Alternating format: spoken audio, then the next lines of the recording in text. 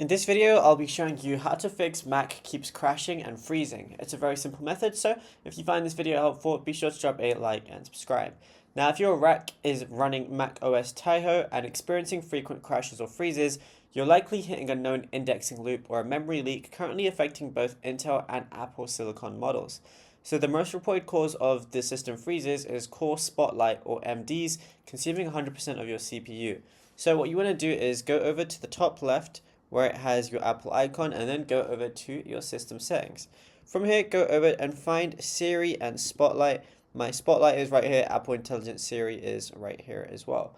And what you want to do is once you find it, click Spotlight Privacy, which is going to be at the bottom. So we're just going to go to Search Privacy, and then we want to go ahead and click the plus, and you want to add your main hard drive. So we're just going to go over and then we just want to go ahead and find the main hard drive.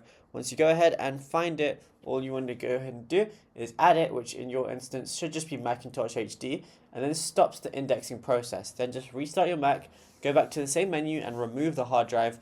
This forces a fresh, clean re-index that usually resolves the stuck loop. Now what you can also do is go ahead and open up your activity monitor. So we're just going to go ahead and do that right now.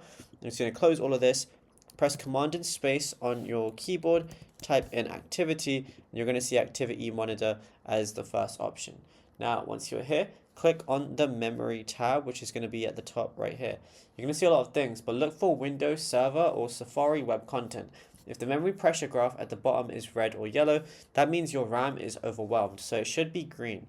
So to fix this, close Safari tabs that have been open for more than 24 hours, as social media feeds and complex dashboards are the primary culprit for this leak. The final thing that I would recommend doing is closing out of that, pressing that again and going over to your system settings one more time.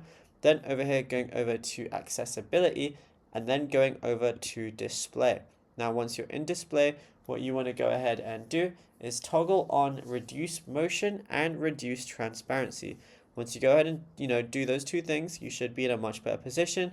And yeah, it's as simple as that. Now, if you found this video helpful, be sure to drop a like and subscribe. And also be sure to check out all the other tutorials that we've been posting on the channel as well, because there is a lot to go through and you might find something you didn't know about yet.